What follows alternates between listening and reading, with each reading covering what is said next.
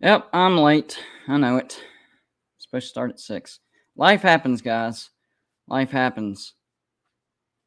I try to explain, like for the regular videos every day, and I've been pumping out too. Right now. I'm on a mission to grow this channel, like have like a nice little boom before the real boom. The real boom usually comes late July, all the way into early September because people are really craving college football content during that stretch. So I'm trying to prep this channel to where we have a boom before the boom. So y'all know me, I already do videos every day. And for the past week or so, I've been pumping out 2 videos a day, guys. And each video takes between 2 and 4 hours. Sometimes it's easier and I can edit. Like the second video that I put out today, it took me about an hour to do because it was a lot easier to edit. But the first video that I did took me probably 3 hours, so it took longer. So that takes a good chunk of my day, and then I have to do normal everyday stuff. I know it doesn't seem like that in my videos, but I'm still a normal human being. I really am. I promise. So I have everyday things that I have to do every day, and so I have to do it whenever I can. And then sometimes the live show's late, so I apologize about it. But we're here. You know the old saying, better late than never. Hopefully that's true. Otherwise, I'm screwed. Otherwise, I'm screwed because I'm late sometimes. Not gonna lie about it. All right, so couple of things. First thing is, me and Joey are working on a huge partnership with a company called Slap It. It's a sticker almost like Fatheads, but the difference is you get the sticker like you do Fathead, except there's a QR code that you can scan for extra videos. So we're trying to partner with Slap It, and we're also trying to find sponsorships to cover the costs of that. Whether it's one sponsorship that'll cover the whole thing or multiple sponsorships put together, it covers it. This will spread Golden Blue Dude even more. I mean, I've been talking to Joey. I've been talking to Tony Altamore. He's a great dude, by the way. I didn't know too much about him until recently, but once I got to know him, great dude. Mark Rogers, he's helped this channel, and from what I'm hearing out in YouTube land and social media land, Golden Blue Dude is getting pretty big, guys. I know we only have a little over, well, we're almost to 7,000 subscribers, which that's not bad. That's not bad. That's a lot more, a lot faster than I anticipated.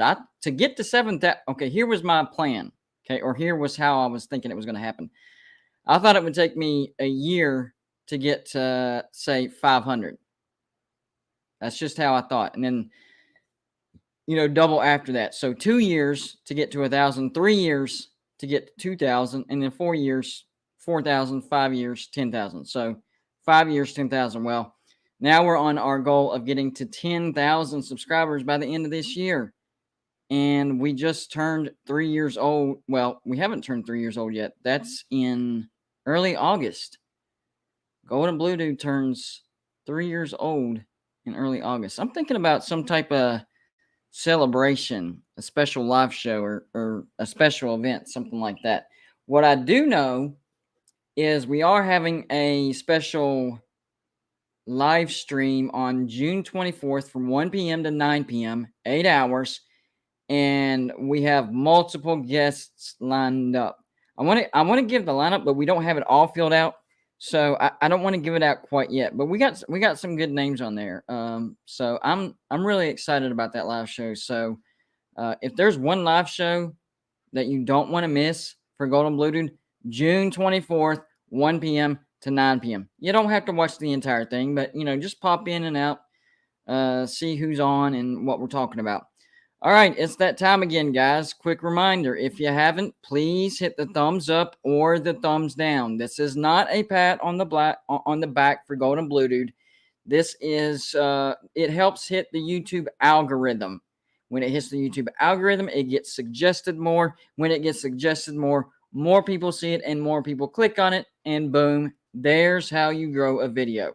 So I try to remind people that every single live show that we have, because that's really how you grow a video, and it's simple, easy, fast, and free.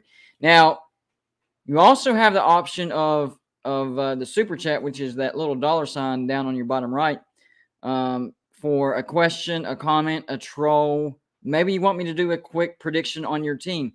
Do the super chat, and there you go. I'll do it, no problem. So you have a question for me, and you want me to read your name and the question, or the troll, or the team you want me to do a schedule prediction, like right here, right now, off the cuff. That's how you do it right there. So, yeah. And today I did another video. I know. Talking about the ACC has two choices, and I try to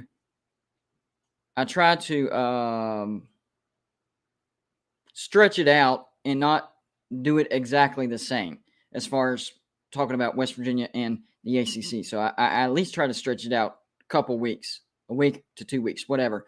But today, whenever I thought about it, it came to me in a different light.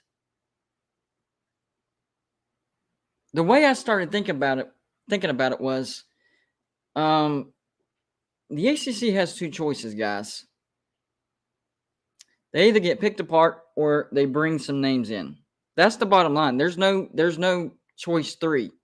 There's just not. If the ACC does nothing, they're going to get picked apart. And I know the teams are locked in to 2036, but the SEC and the Big Ten, they got money. They can pay those buyouts or whatever. So that's really not a factor, in my opinion. That is not a factor. So the ACC has to do something. It's either get some teams or get picked apart. That's the bottom line. But it also affects the Big 12, because I mentioned Tony Altimore earlier, and the stats that he gave me for the fan bases. If the ACC gets West Virginia, that's going to hurt the Big 12 tremendously. A lot. I knew West Virginia had one of the biggest fan bases in the new Big 12. Now, when Oklahoma and Texas are still in the Big 12, there's kind of a gap between those two and the rest. But I knew once they were gone that West Virginia was going to have one of the best, biggest fan bases out there. I didn't know it'd be number one. That did surprise me. So that tells me that it would be a gut punch to the Big 12 if the ACC does the right thing and grabs West Virginia. Now, this helps the ACC in many, many different ways. Of course, Notre Dame, massive brand, national brand, one of the highest numbered fan bases out there, all over the country, Notre Dame fans. Over 8 million that have identified as a Notre Dame fan. That's a lot of fans. So, of course, Notre Dame's going to help. And fans like to watch their teams play Notre Dame. That's a big deal, whether they're coming to your house or whether you go to Notre Dame Stadium. Either way, that's a big deal. So that's the biggest thing that would help the ACC. Notre Dame. No doubt about it. But West Virginia is also a great addition to the ACC because, number one, it's a massive, massive blow to the Big 12, and you're eliminating competition. So you're taking the number one fan base out of the new Big 12 by a significant margin, by the way, as far as the teams remaining. So that hurts the Big 12, and then you're bringing that fan base to your conference. But not only are you hurting the Big 12, bringing in those eyeballs, but you start tapping into these other fan bases that would be interested in watching their team versus West Virginia. Every fan base in the ACC is going to watch when they play Notre Dame. No doubt about it. No doubt about it. No question at all, right? Well, for West Virginia, it's not quite that important, but you have those old Big East rivals, Pitt, number one, Virginia Tech, number two. people forget about number 3, Louisville. And I would say number 4 would be Syracuse. I remember when West Virginia had some really, really good teams, we'd go into the Dome and we'd lose to a bad Syracuse. Ask Clemson. It happens. Be aware of the Dome. It's tripped up a lot of good teams, a lot. So Syracuse fans would be interested in watching that. And the thing that I didn't know about was Syracuse has the second biggest football fan base that identifies as Syracuse fans in the ACC. Well, right now, number 1. Seriously, number 1. I did a video. Go check that out whenever you can. Without Notre Dame, if you don't count Notre Dame, Syracuse has the number 1, and it's because a lot of upstate New York people and some of the lower state, which is where heavily populated, that's the only game in town. I mean, you have the Buffalo Bills in the NFL, but as far as college goes, it's Syracuse. Problem is, Syracuse has been trashed recently. So it's been Syracuse basketball. That's what's drawn in the Syracuse fans. When Syracuse is good, that Dome is rocking. It only holds 55,000, but my gosh, it gets loud.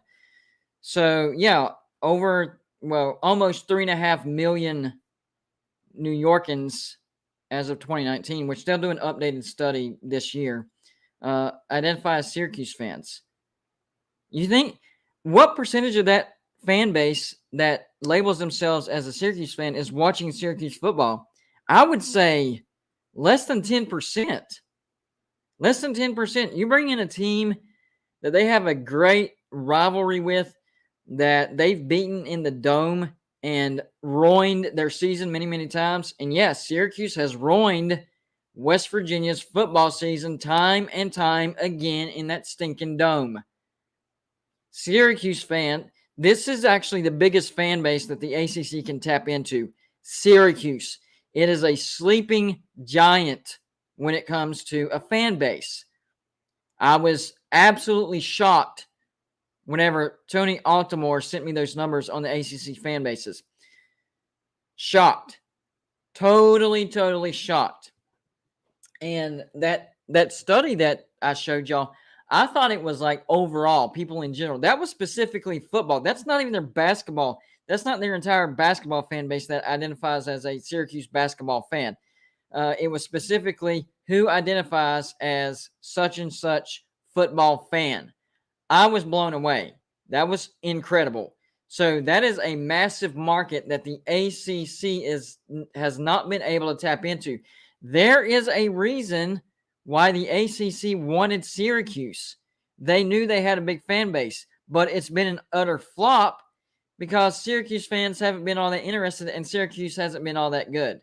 They're interested when they play Pitt. They're interested when they play Virginia Tech. Maybe Boston College. Maybe Miami, but they don't really get to play Miami all that much because they're in a separate division. So that's a big market that it's a potential moneymaker for the ACC. You bring in West Virginia, and that is another team that Syracuse fans will watch their team play. That is a healthy rivalry, and I said it before, I'm saying it again. They've ruined our season many, many times. They tried to ruin Clemson's national. I don't think they won the national championship that year.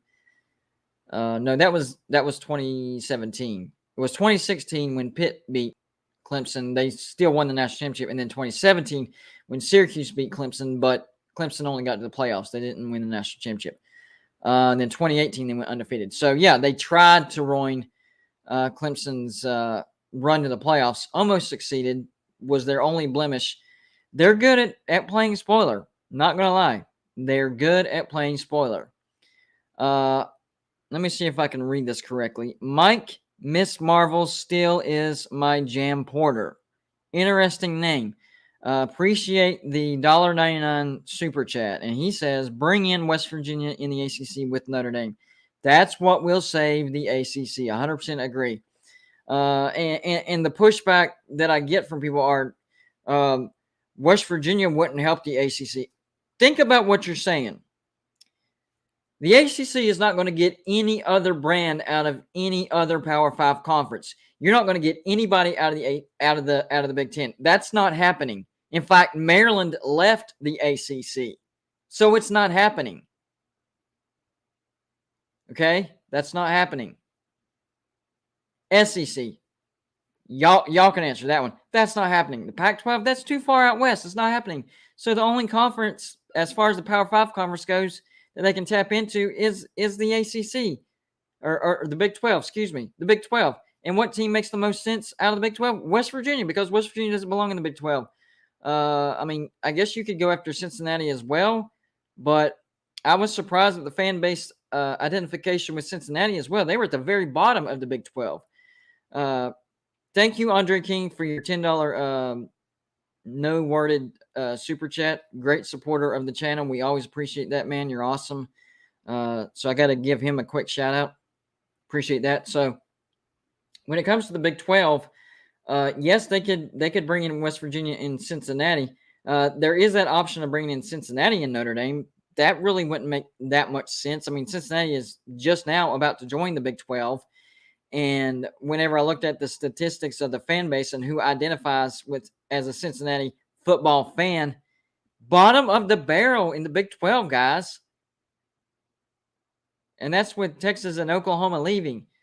Now, this study was done in the latest study that we had numbers on was 2019. They do it every 2 years, so there should be one coming out relatively soon. So, you know, they did go to the group of they did go to the playoffs. So there's probably a little bit more that would identify as Cincinnati fans, but not enough to put them in the upper half of the Big 12. I mean, they were bottom of the barrel. Bottom of the barrel. Like, that shocked me. The problem with Cincinnati is they're in the state of Ohio. And most people, whether you like it or not, most people that live in the state of Ohio are Ohio State fans. Especially when Ohio State's good. And Ohio State's been really, really good. And I think, once again, Ohio State will make the playoffs this year. Now, last year was a weird year. Ohio State did not make the playoffs, and Cincinnati did. So that would probably be the 1 year where you would see the biggest swing of maybe an Ohio State fan secretly identifying as a Cincinnati fan because his real team didn't get to the playoffs and his B team did. So you could run into that situation. Success does determine, you know, the willingness of people as far as identifying with a certain team. But it also depends on the market. Like, West Virginia gets judged based on the 1.8 million population. Well, the problem is West Virginia is number 13 as far as fan bases with the largest percentage that don't live in the state. So West Virginia has the 13th largest fan base that's outside of the state. And that's what people cannot comprehend. And there's little mini hotbeds of West Virginia fans, like upstate South Carolina. I'm in a hotbed. Central to northern Georgia, there's a hotbed. Western Kentucky, there's a hotbed. I think northwestern part of Missouri, that's a big hotbed. Even the southern part of the state of Pennsylvania near University of Pitt, yeah, Pitt's right there, and it's an arch rival, but it's still really close to Morgantown, and a lot of West Virginia fans just happen to live near the city of Pitt. And that's why when the backyard brawl rolls around, that stadium is going to be packed, and it's not going to be like, 80-20 as far as Pitt fans to West Virginia fans. It's going to be more like 60-40. There will be more Pitt fans, but I'm telling you, 40% of that stadium is going to have West Virginia fans. That's just how it is for those games. Now, whenever the game's in Morgantown, it does not flip. It stays about 70-30, maybe 80-20 in favor of West Virginia. Because Pitt fans definitely do not want to live in and around Morgantown. Like, that's, they're not going to do that.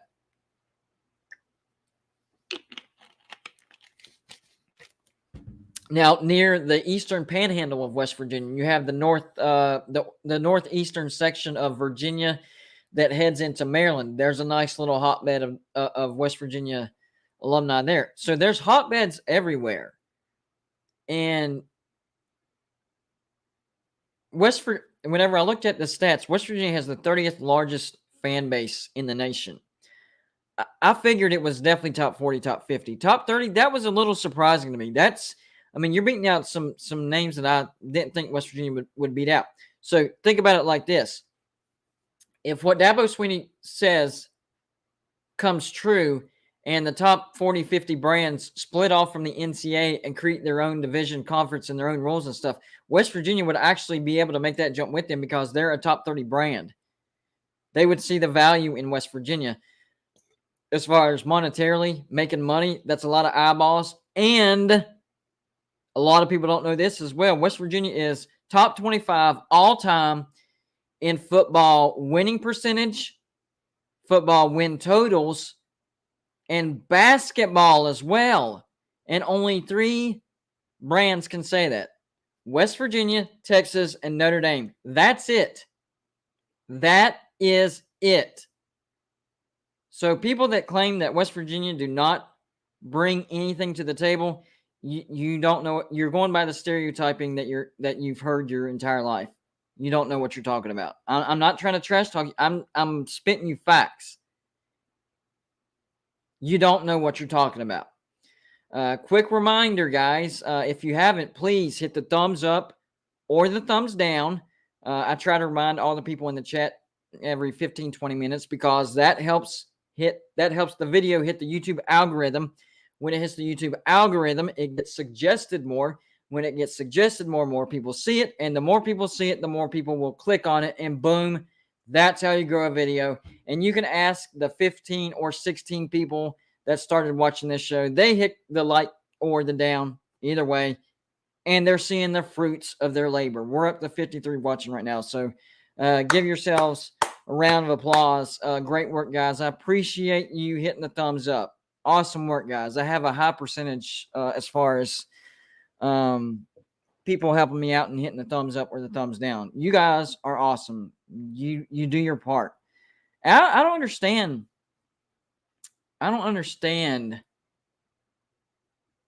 All right. Jeff Webster, I got to address this. 43% of left Virginia all-time wins are against FCS SHIT percentage, way higher than the vast majority of schools ahead of the. Oh, dude.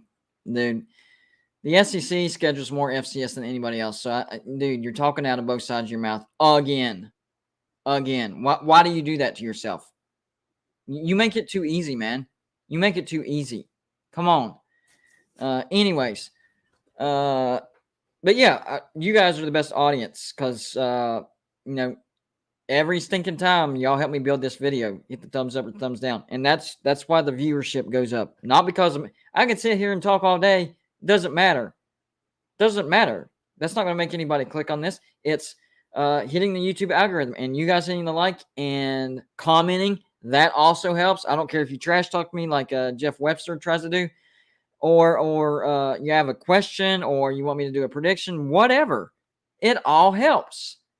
And if you want to support the show monetarily, financially, however you want to call it, we got the super chat down there with the dollar sign. If you have a specific question for me, a specific comment, or you want me to do a prediction for your team right here, right now, with the knowledge that I have and the schedule.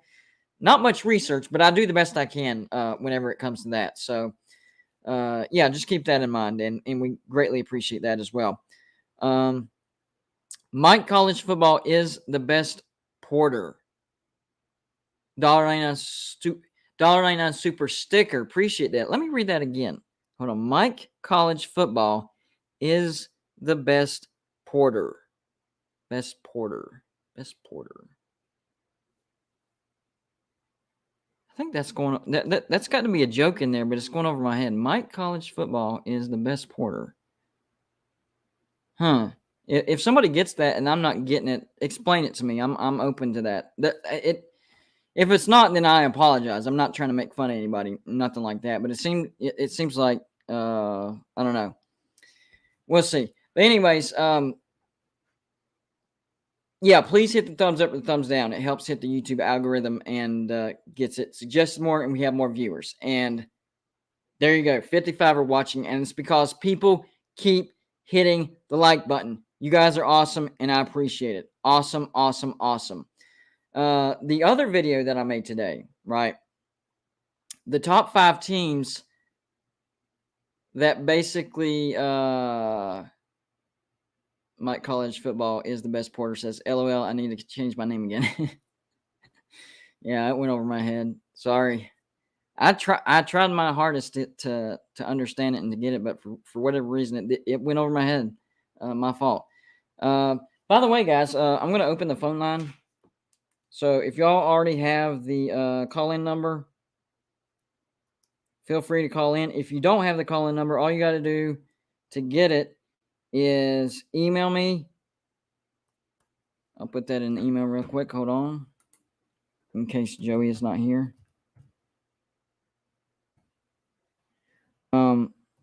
But I think I did see him.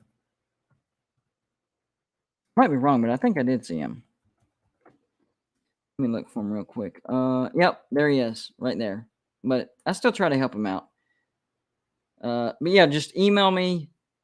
Tell me, give me your name and the number you're calling from. That's all I need. It helps us control the troll situation, because the first time that I got my call-in number and I gave it out in the chat, the entire rest of the show was nothing but trolls. So we had to figure out a way to at least control that somewhat, because it about dang near ruined the show. So yeah. So if you don't have the number, we'll give it to you. But all you have to do is email us and just give your name and your number. That's it. That's all we need. Who you are and the number you're going to be calling from, and then we will email you back the number. Having said that, if you're one of those people that already does have the call-in number, feel free to call in whenever you want. Anything college football related, I'll talk about it. Even if I disagree with you and you disagree with me, we can still be civil about it. Trust me, I've had many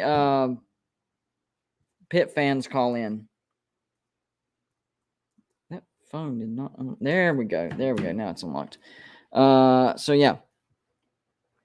No, he didn't cuss anybody out. He just got a little loose with his language in the comment, which is fine. I didn't really see him cuss anybody out though. But what I was talking about earlier, the video that I made today, the top 5 teams in the transfer portal, and how it'll affect this year's season. I think the team that's going to benefit the most is the team that's at number 1 right now, and that's USC. It's gonna. Here's what's going to happen with USC, guys. All right, it's going to look like this was the best hire in the history of any hire in college football, because Lincoln Riley went out and just absolutely owned the transfer portal. But he was set up quite nicely, because last year USC went 4-8. They shouldn't have went 4-8, but they did go 4-8. So this year, even if USC goes 8-4, it's gonna, oh man, that was the best hire ever, blah blah blah blah blah, and it'll look that way. But then it's what happens after the honeymoon. This year's going to be the honeymoon, and people are going to be singing the praises of USC. Oh man, that was one of the biggest turnarounds in the history of college football. Although I would say Nebraska has an argument about that. Nebraska could have one of the bigger turnarounds this year, because they finished 9-3, but all but one of those losses was by one possession. The only one that wasn't a one possession loss was a 9-point loss to Ohio State. So they were close.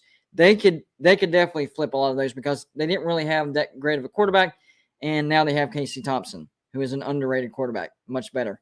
So watch out for Nebraska. But for USC, they're going to have a massive turnaround, and that's going to look like the best decision that USC or anybody could have ever made. What's going to be interesting is seeing what happens after the honeymoon. This year will be the honeymoon, And everybody's going to be, all the USC fans are going to be out there gloating, rightfully so. I'm not trash talking USC fans. Do not get that twisted. Okay? Not trash talking you. Y'all deserve it. That's what you'll be doing. I would do it myself. If something like that happened to us, then I would do it myself. So that's not anything on USC. What I'm saying is, what happens the year after that? What happens if he can't win a playoff game? He can get him to the playoffs like he did with Oklahoma, but once he gets there, he needs a defense, and he doesn't have that defense. What then? Is that good enough? Is it up to standards for USC fans just getting to the playoffs every other year? Is that good enough? Would be my question. You get to the playoffs, but you never win a playoff game. Is that good enough? Excuse me. A historically great program like that, I would say no. But you got to look at what they've been through over the past few years since Pete Carroll left. They've been through a lot. Maybe they are okay with that. And maybe we shouldn't look down on them for being okay with that, because they've put up with a lot of crap over the past decade and a half. So maybe that's okay. I don't know. By the way, if you stumbled onto this live stream, you're like, what am I watching? What's going on here? Who is this guy? Well, you've stumbled on the Golden Blue Dude. What we do here is college football every freaking day. We don't do a live show every freaking day, but I do videos every freaking day. So I'm telling you, if you're a college football fan, you might as well hit the like and subscribe button, because that's all we do. Fair warning. If you don't like college football, don't subscribe. Don't do it. You will regret it, because that's all we talk about here. So if you're not a college football fan, do not subscribe. But if you are, then it's a very good idea to subscribe. So USC basically won the transfer portal, and it's gonna show in the regular season.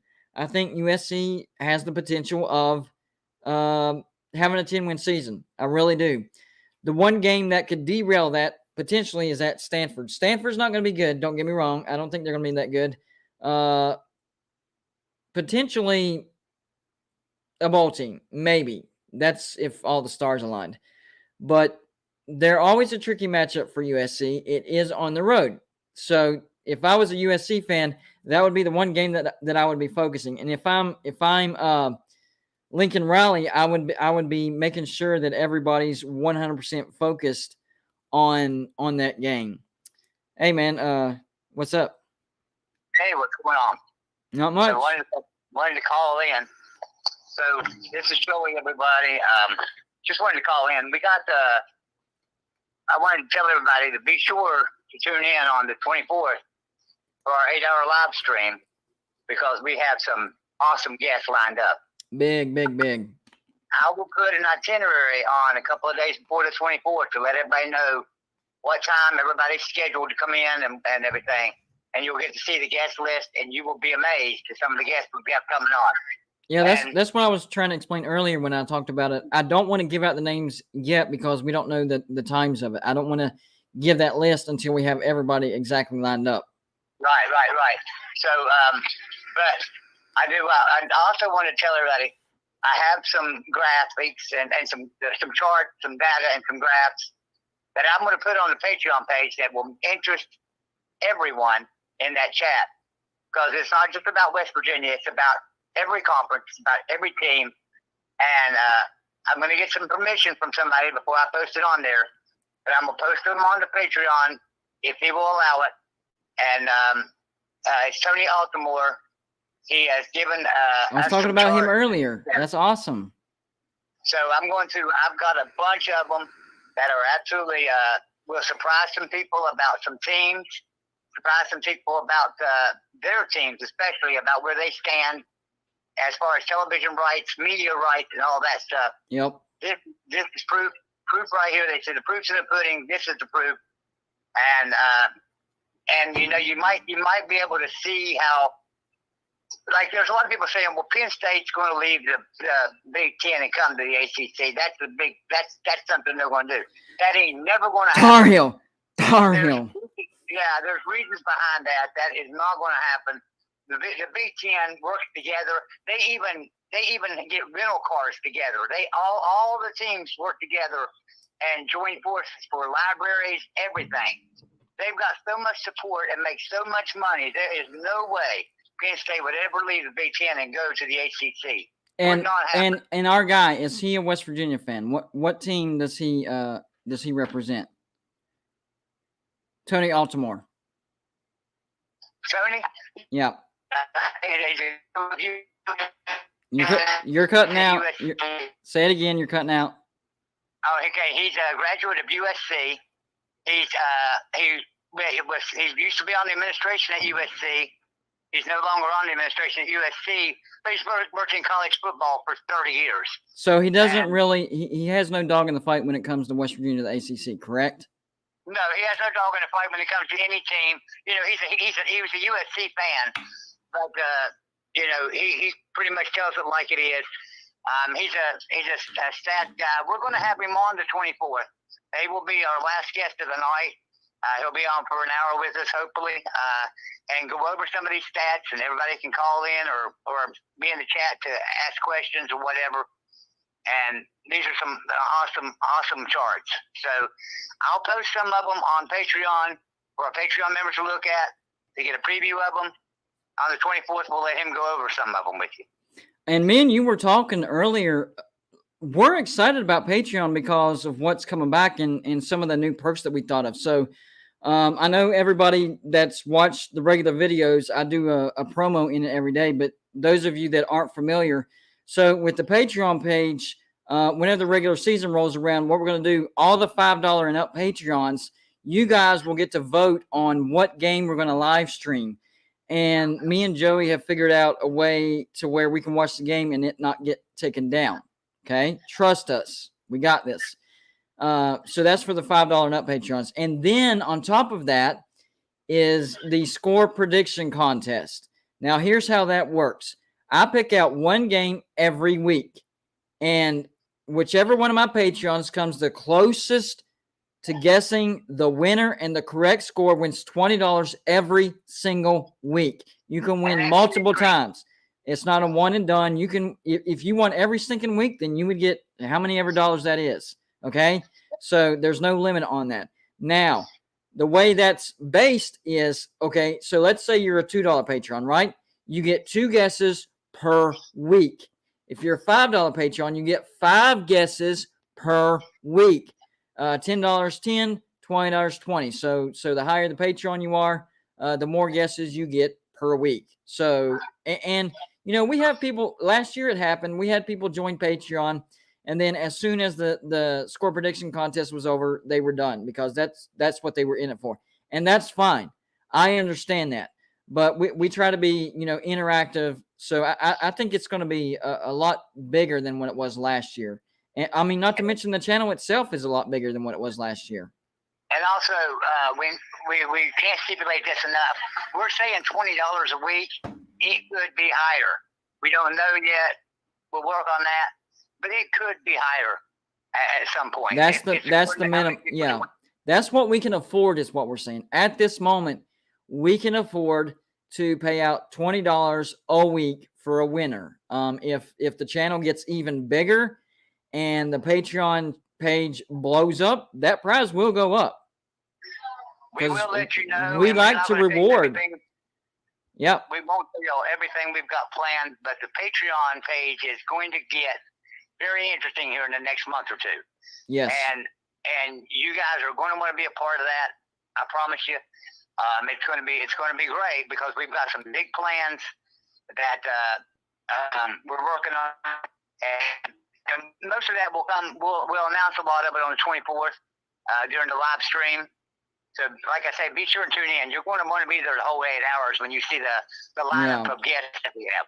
Some big ones, and not to mention like just the perk of extra videos when you're a patron, and that's for all Patrons. It doesn't matter what level you are. If you're a Patreon, if you're a $2 Patreon, then you get the links to all the extra video, not just videos, but the live shows. We have extra live shows just for the Patreon, so it's a smaller audience, so I can interact with my patrons even more during the live show because, there's not that many. So if you want a more, interactive situation, then a live Patreon show is the way to go on that one.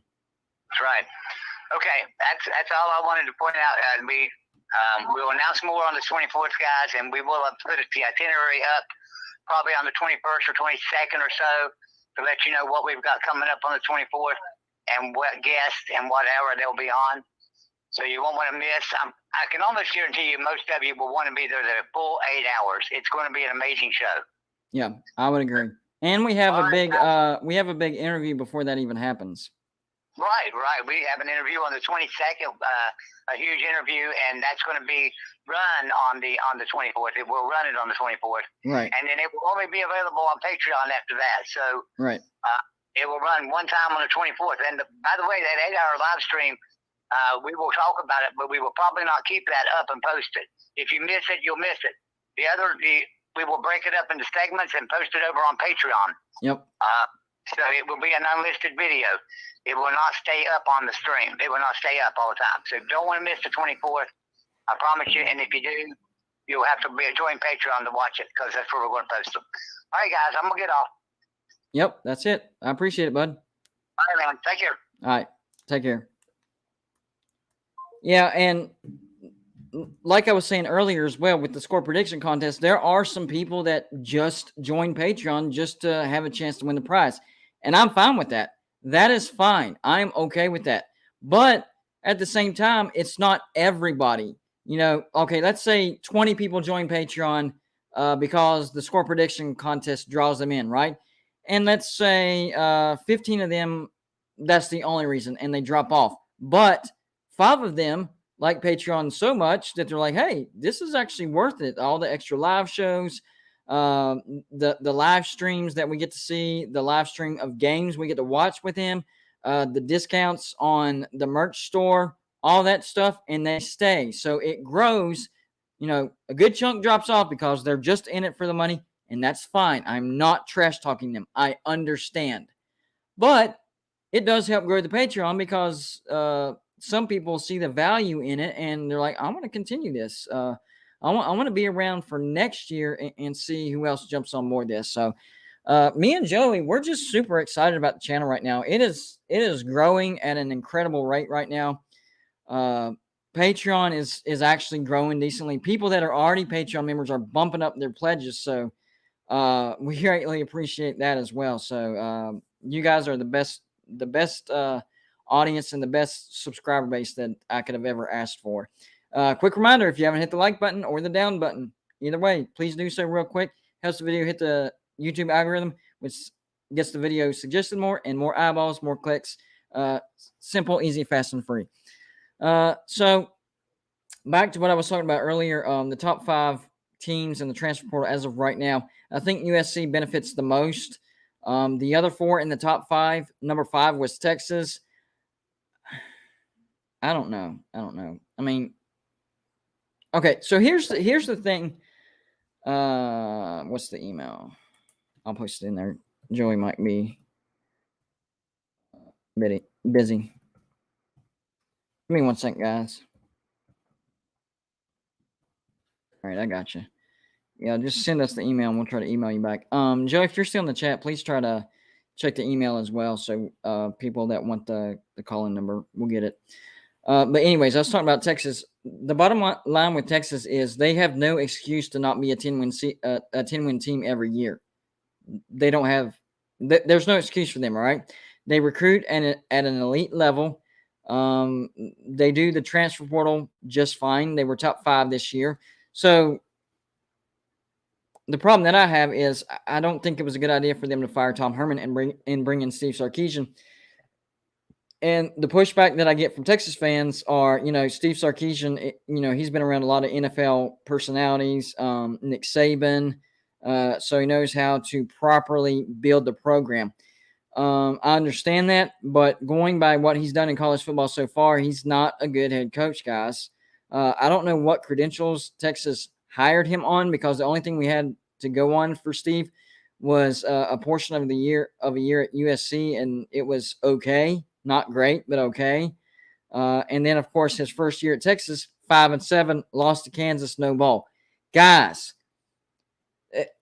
so back to my point of the transfer portal. They're going to be better than what they were last year. I think Texas goes something like 7-5, maybe 8-4 if he gets really, really lucky. But I'm thinking 7-5, so it helps them get to a bowl. Maybe that buys him a little bit more patience with Texas because it's better than last year. But then the year after that, he'll have to get Texas to a 10-win season by 2023. I'm just going to be honest with you guys. They might be okay with 7-5 or 8-4 this year just because it's better than last year. But then it's 10-win season time. 10-win season time. So I don't know. That they'll benefit from the transfer portal, but not as much as some of these other names. So number 4 was Oklahoma, right? Oklahoma is in a big transition year. They lost a lot of talent in the transfer portal, but they did pretty good in the transfer portal. Schedule's not horrendous. I think Oklahoma is a lock to be a 10-win team this year. I don't know how much more, how much over 10 wins they'll get. I'm thinking right at 10. I'm thinking 10-2 is what Oklahoma's going to be as far as the regular season. So the transfer portal helps them not to drop off. That's the biggest thing for Oklahoma in the transfer portal. It helps them from taking a dip through the transition. So year 2 will be much better, and I think Oklahoma will be competing for a playoff spot in year 2 under Brent Venables. So yeah, they will definitely benefit over the transfer portal simply because it keeps them from taking a dip. Number 3 was LSU, and last year they went 6-7, got to a bowl, but finished last in the SEC West. I think LSU has the capabilities of having a 10-win season. My prediction is more of 8-4, 9-3, because there's a 3-game stretch that's absolutely brutal for LSU. But they got some good talent, really good talent. Jaden Daniels was not being utilized correctly over there at Arizona State. That's one of the main reasons why I think Arizona State is going to take a straight nosedive this year. Arizona State is going to be one of the worst Pac-12 teams there is this year. Fair warning. Arizona has a chance to beat Arizona State this year. That's how bad they'll be. But LSU benefits from getting Jaden Daniels, and I think it's possible that they get 9-3. So the benefits that LSU sustained from the transfer portal, significant. Amazing. It's going to help a lot. Outside chance of a 10-win season, but I'm thinking 8-4, 9-3. So you'll definitely see LSU turning around, and the LSU faithful will be happy in year 1 of Brian Kelly. Now it's what do they do after that? Does LSU progress, or do they stay around 8-4, 9-3? And how long will they be willing to put up with that? LSU, they have higher standards than you realize, but they're also in the SEC West. However, division is being done away with. Does the SEC follow that and do away with their divisions, and then it's more balanced? That's what I would say. That's what I would say about that. They need to divide it up into pods, or don't do pods at all, and just do the 5-3-3 method that the ACC is doing, because it's when divisions are that lopsided, you'll have a really good team in the SEC West, like an Ole Miss or an A&M or an LSU. The list goes on. But because they're in the SEC West, their record doesn't reflect how good they are, because it's a battle every stinking week. So if they can spread that out a little bit more, I think all parties involved, including Alabama, would benefit from that. So, but LSU is definitely going to benefit from the transfer portal and be sniffing a 10-win season. Number 2 was Ole Miss. The thing about Ole Miss that I'm not predicting them to do better because of the transfer portal is because they had a pretty good season last year. They went 10-3. And if you look at their schedule this year, it's pretty brutal. So the benefits that Ole Miss will encounter from the transfer portal is it will help them navigate through the brutal schedule that they have without accruing like 4 or 5 losses. So I think Ole Miss stays the same as far as wins and losses. I have them going 10-2 again this year, getting to a New Year's Six bowl probably. So yeah, they benefited from the transfer portal. It's definitely going to help them get through that brutal schedule without, losing more than 2 games. You're not going to see an uptick in Ole Miss. Like they're not going to uptick to like an 11-1 or a 12-0, but they'll hold steady at 10-2 and be able to get through that brutal schedule with only 2 losses. That's a pretty good benefit. And then of course I've already talked about USC. It's going to look like a genius hire in year 1 because they basically won the transfer portal, and the Pac-12 is not exactly a juggernaut or a gauntlet to go through. So USC has the potential of going 10-2. I'll say anywhere from 8-4 to 10-2, but any of those records is going to look like a genius hire because last year was 4-8. So Lincoln Riley is going to benefit from the fact that last year USC went 4-8. So even just a regular winning season, going 6-6 and then winning your bowl, finishing 7-6, that's going to look like an amazing uptick compared to last year. So talking about 8-4, 9-3, 10-2, that's going to look like the best hire that anybody's ever hired. Keep your eyes on USC though for the year after. I do think Lincoln Riley will get USC to the playoffs. I will say that. But I'm not sure if he'll be able to win a playoff game, just like Oklahoma. He got Oklahoma as a head coach. He got Oklahoma to the playoffs 3 times and then one more time as the offensive coordinator under Bob Stoops, but could never win in the playoffs because you can get through the regular season, especially in the Big 12, having an amazing offense and then average to below average defense. Once you get to the playoffs, you better have an elite defense, or it's going to be rough. It's going to be rough, guys. So yeah, Lincoln Riley's going to be able to get to the playoffs multiple times, especially being in the Pac-12. Not exactly the gauntlet. Although I have no idea why people are not talking about UCLA more, guys. UCLA is they're ready to explode. I'm telling you right now, it's going to be between the Pac-12 South. Man, that is the division to watch for besides the SEC West, because you're going to have Utah, who's going to be even better than what they were last year. You're going to have USC, who's going to be the talk of the town. They're going to be much better. And then you're going to have UCLA. And UCLA has been recruiting at a high level under Chip Kelly. Now, if you go and look at the recruiting class rankings from last year, he had a smaller class, so the ranking is lower. But look at the quality of his recruits. Really good. Getting 5-star recruits at UCLA, that's unheard of as far as, recent history. So he's recruiting at a high level. And he has a veteran quarterback with Dorian Thompson over there that's really good. He's one of my dark horse Heisman Trophy candidates. So whenever I do a prediction for UCLA, or not UCLA, but for my Heisman candidates or maybe dark horse, I will mention Dorian Thomas. And didn't UCLA beat LSU last year, if I'm not mistaken, which I predicted? So I wouldn't exactly call that a joke. Getting a win over a team, even though they were last place, they still got to a bowl. A team out of the SEC West, that's pretty good. So, yeah. UCLA, I'm telling you, watch out for UCLA. They could very well win the Pac-12 South.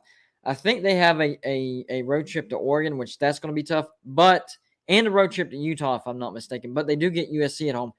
And apologies to my USC subscribers, but I have USC having 2 losses, one of them at Utah and the other one at UCLA. But on the plus side, I do think that USC beats Notre Dame at home. So the Pac-12 South is going to come down to tiebreakers because everybody's going to beat everybody. I think the way that I have this going, I have Utah beating USC, UCLA beating USC, and then UCLA beating Utah, or it's the other way around. But anyways, it's gonna come down to tiebreakers as far as the Pac-12 South. That's gonna be an interesting thing. Yes, UCLA has guys. UCLA has a lot of talent. Okay, and they're in the Pac-12, so it's not exactly the most difficult road to navigate. Watch out for the Bruins this year, seriously. And for Zona Tucson 93, I do think Arizona is better this year, potentially a bowl team. It depends on what Arizona does in their non-conference and if they can beat Arizona State. And I think Arizona State is going to be really, really bad this year. I have the Sun Devils taking a straight up nosedive. They lost a lot of talent. Herman Edwards has lost the trust of his players, the administration, pretty much everybody. He's lost a lot of trust. So it's not going to be good for Arizona State. So I think Arizona can get a win against Arizona State. And then if they can rock their out of conference, and then who else could? Oh, they can beat Colorado as well. So yes. Arizona could get to 6 wins and get to a bowl this year. Yes, not much more than that. In fact, that's probably the ceiling. Best case scenario for Arizona for 2022 would be 6-6 getting to a bowl. But hey, that's still good. Last year I think they had like 1 win. Didn't y'all go like 1-11? So like even if you get 3 or 4 wins, that's still an uptick. Outside chance of going 6-6. Yes, I would say so. Especially if you look at what the other teams have done. Colorado is going to be bad in the Pac-12 South. Arizona State taking a nosedive in the Pac-12 South. So there's 2 games right there that Arizona could flip. And then, you know what? Let me look at their schedule real quick. See just how doable this is. Y'all give me 1 second here.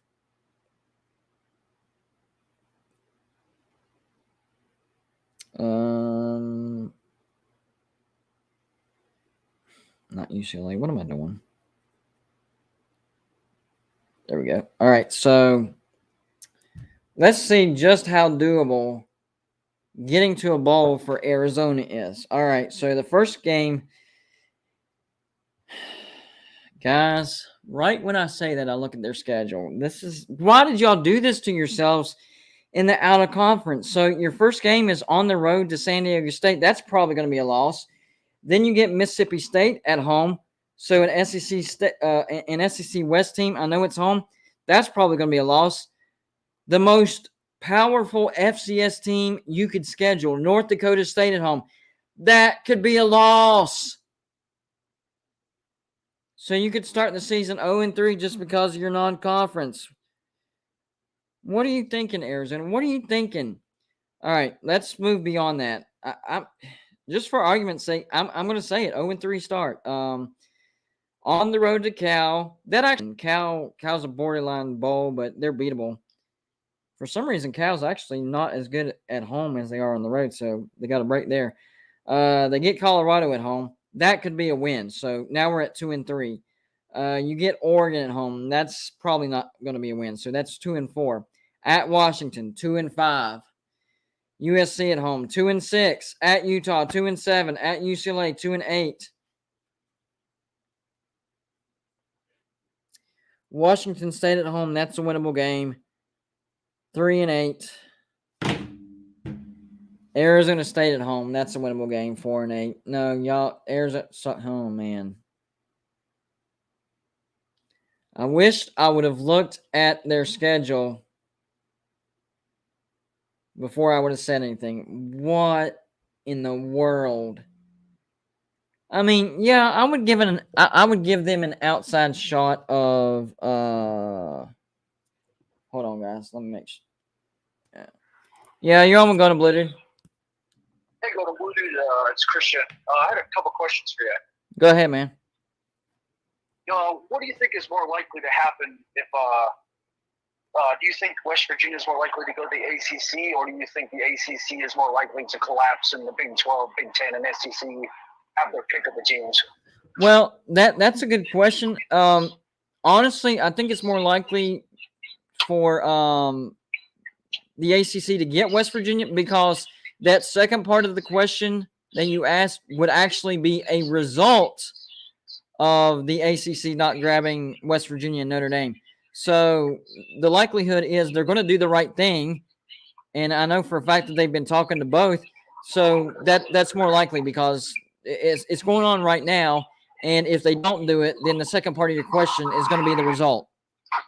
Yeah, I get that. Do you if you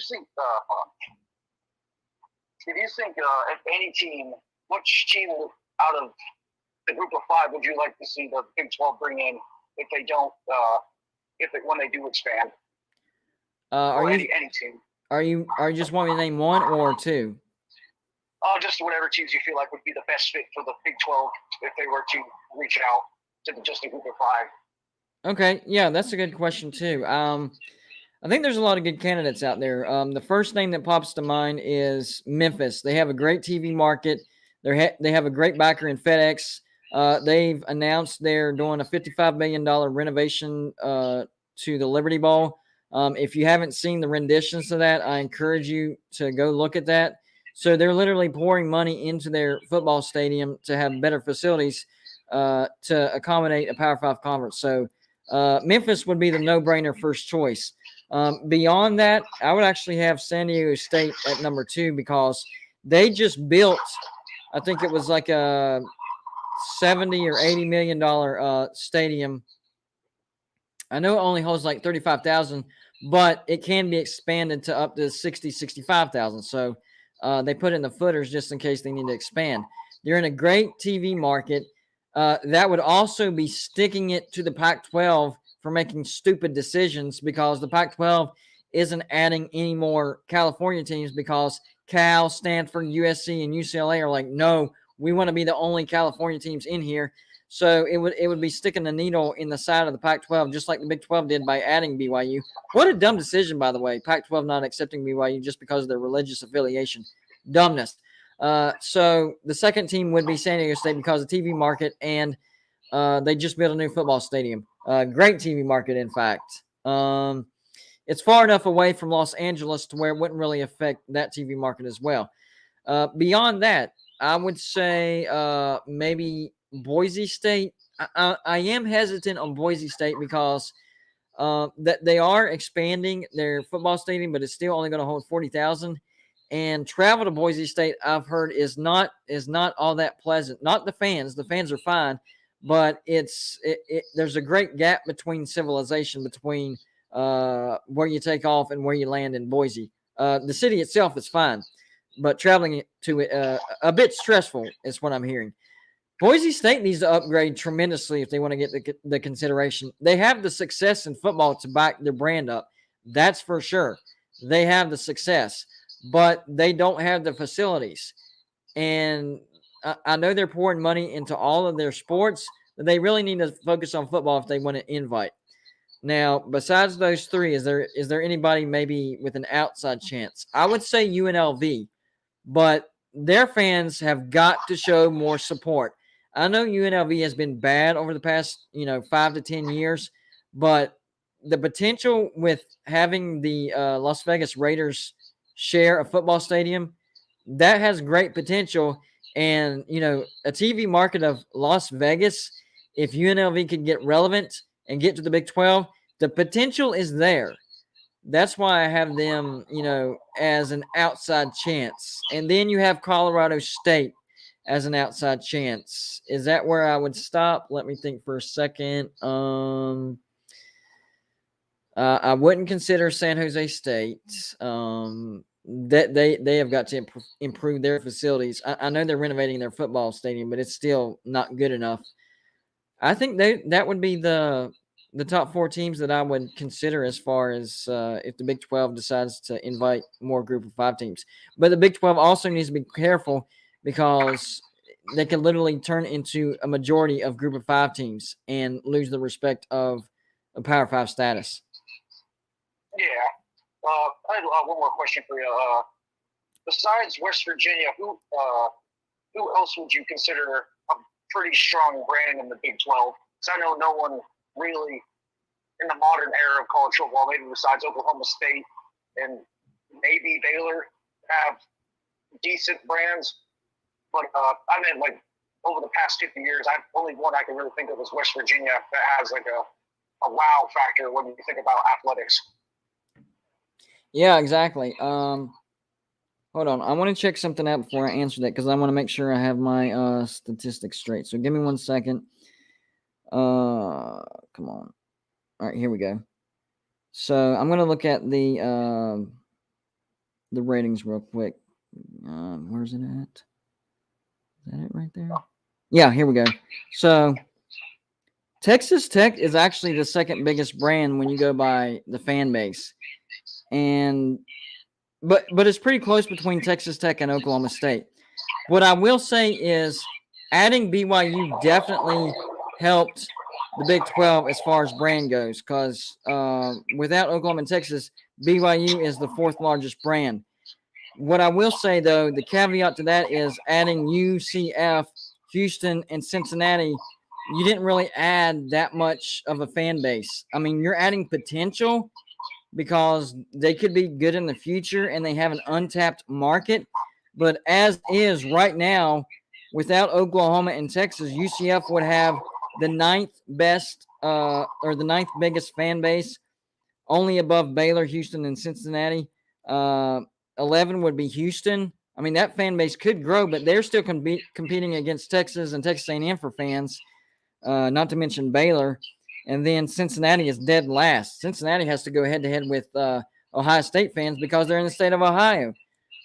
So it's the competition that UCF, Houston, and Cincinnati have as far as people identifying themselves as, I'm a fan of this team first. That's what these stats were based on. People that identified as a football fan with this particular team first. So with UCF, you got Miami, you got Florida State, you got Florida, three big brands that you're competing with to identify as fans. With Houston, you have Texas A&M, maybe Texas Tech, although they're on the other side of the state, TCU, and Baylor. You have four or five different brands. And Cincinnati, of course, they have Ohio State, which is one massive brand. Yeah. No, that's all the questions I have. Thanks for taking my call, Golden Blue Dude. Oh, anytime, man. I appreciate you calling. All right, thanks, man. Have a good night. All right, you too, bud. Yeah, those were very very good questions, and it provoked answers that needed to make sense and needed to add something to the conversation. So I really liked the questions. Well thought out. Good job. All right, guys. I'm going to wrap this up. I got to get off here and do some more stuff around the house. I try to put as much time into this as possible because you guys deserve it. You are the best fan subscriber base I could ask for, viewership base, whatever you want to call it. So hopefully you guys were entertained and forgot about your troubles of real life just for a little bit, because we all know, I took 2 calls, but only 2 people called. So, I mean, it is what it is. I can only take the calls that call me. I can't fabricate callers. You know what I'm saying? But yeah, I'm really happy with the direction that this channel is going. It's growing at an enormous rate, and it's because of you guys. You guys keep helping in every aspect. On my regular videos, y'all comment, and hit the like, and it helps the video grow. And then even for the live shows, we saw the audience. It just kept growing because you guys kept hitting the like button. So it was amazing stuff. So tomorrow I'm actually doing a live show, or maybe it's a podcast with Brad Smith, the voice of Motown. I'm going to try to get the link and share it with everybody on the channel and the community. He wants to ask me some questions about West Virginia, and he wants to ask me some questions about my beginnings. So the origins of Golden Blue Dude will be talked about tomorrow on the Voice of Motown podcast. So that's going to be interesting. And me and Brad, we've gone head to head against some things, but we still get along. You can disagree with somebody and argue with somebody, but still get along. It doesn't have to be just, I don't like what you said. I disagree with you. I don't like you anymore. It doesn't have to be that way. Same thing with my Pitt fans. You know, they disagree with basically everything I say, but we get along, even though we trash talk. I had to set John Waffle H2P straight because he reported me to YouTube for misguiding my audience. It was a bit crazy, but we got that all under the bridge, and now he's a pretty good contributor to Golden Blue Dude. Just some things, there's some bumps in the road that you have to get over. So there you go. For the next live show, if you don't have the call-in number and you want the call-in number, even after the live show goes off, all you got to do is email us and tell us your name and the number that you're calling from, and we will send you the number back. And that way you will have it all the time. So even if you didn't want to call in tonight, maybe the next live show, a thought or a question, pops in your head that you weren't thinking of before, you have the number and you can call in and ask me. So, there you go. You can have the number forever, even when we go off. You can email us at any time, and we will give you the number as long as you give us your name and number. All right, guys, that's all for tonight. I appreciate everybody in the chat that supported the channel, everybody that hit the thumbs up, everybody that commented, everybody that super chatted, super stickered, everybody that called in, everybody that supported Golden Blue Dude. You are the reason why this thing is growing so fast. It's not because of me. It's because of you. I just like to talk a lot. That's it. You guys do all the work. So definitely appreciate it. So y'all have a good rest of your Wednesday. I was going to do a Patreon immediately after this, but I'm going to do that on Friday. I'm going to have 3 live shows in a row. Regular live show. Then actually, I'll probably do a regular live show, then the Patreon live show, and then the West Virginia live show. So Friday is going to be a busy day for me, but it's going to be fun as well. So stay tuned for that. Hopefully y'all enjoyed yourselves.